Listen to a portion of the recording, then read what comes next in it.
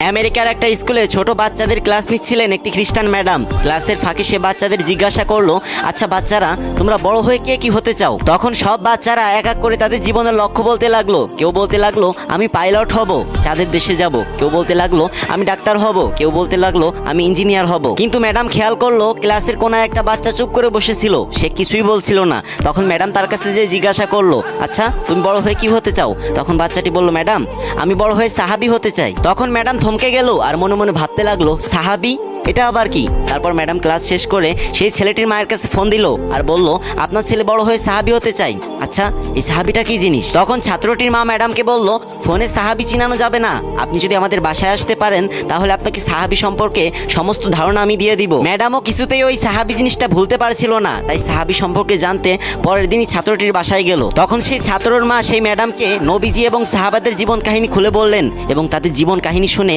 সেই খ্রিস্টান ম্যাডামটি ইসলাম ধর্ম গ্রহণ করলেন। কি কেউ সুবহানাল্লাহ বলবেন না?